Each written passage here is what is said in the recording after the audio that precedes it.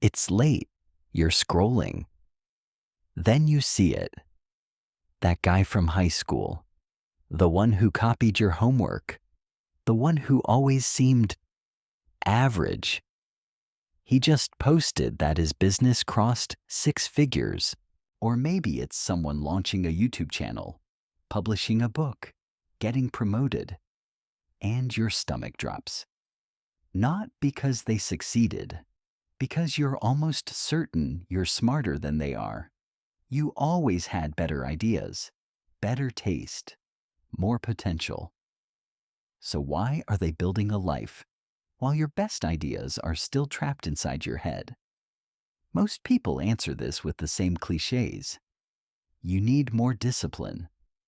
Wake up earlier. Stop procrastinating. But what if none of that is true?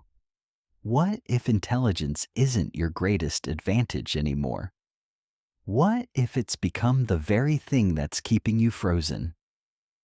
Stay with me, because the answer has almost nothing to do with motivation and everything to do with the way your brain quietly works against you. Imagine you decide to start that business tonight. Before you've even opened your laptop, your brain has already made a movie.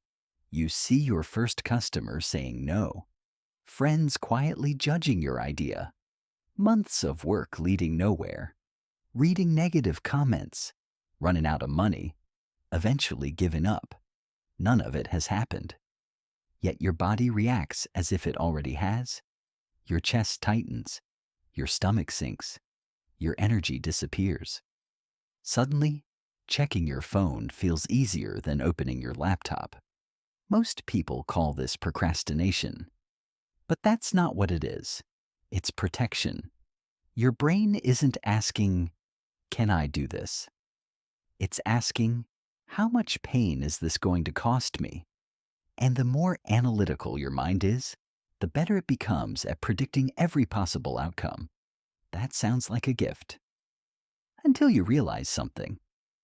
Every future your brain imagines demands emotional energy.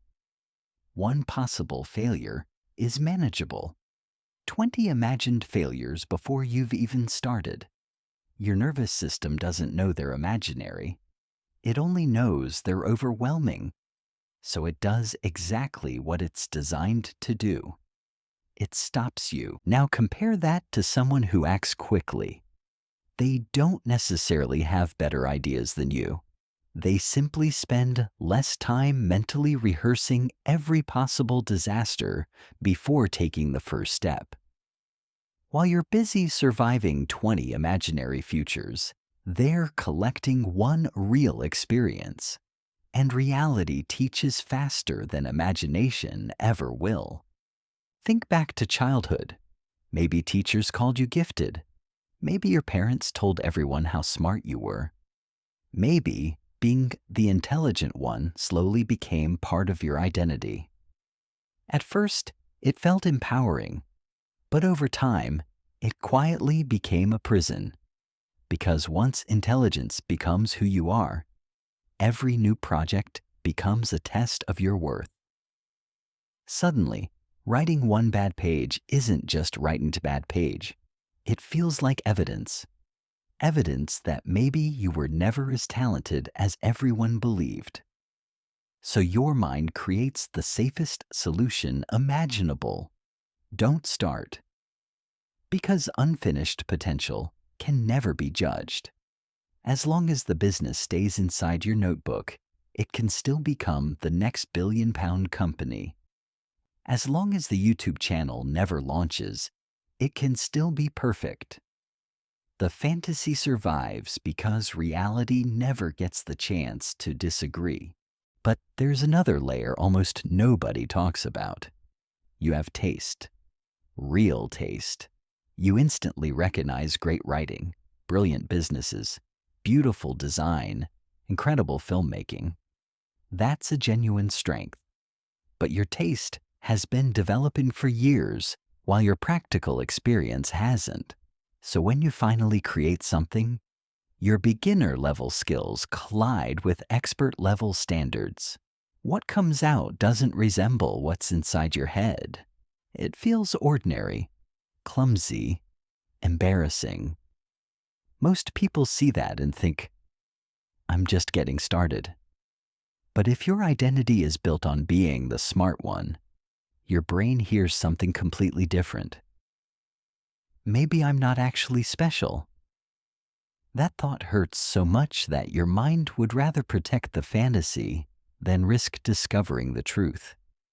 Doing nothing isn't laziness. It's how your brain protects the image you've spent your whole life trying to preserve. Now think about that average person again. Maybe they weren't smarter. Maybe they simply never had an identity to defend. Being a beginner didn't threaten them. Looking foolish didn't scare them. They made average work. Average became decent. Decent became good. Good eventually became exceptional. Not because they were more talented, but because they survived being average long enough to improve. Meanwhile, brilliant people often spend years trying to skip the beginner stage entirely. And in trying to avoid looking average, they accidentally stay invisible. So how do you escape a prison your own mind built? Not with more discipline, not with another productivity system, and definitely not by waiting until you feel ready. You lower the stakes so far that your brain no longer sees danger. Tomorrow, don't try to build a successful business. Build the worst version imaginable in 10 minutes. Don't try to write a brilliant chapter. Write a terrible one on purpose.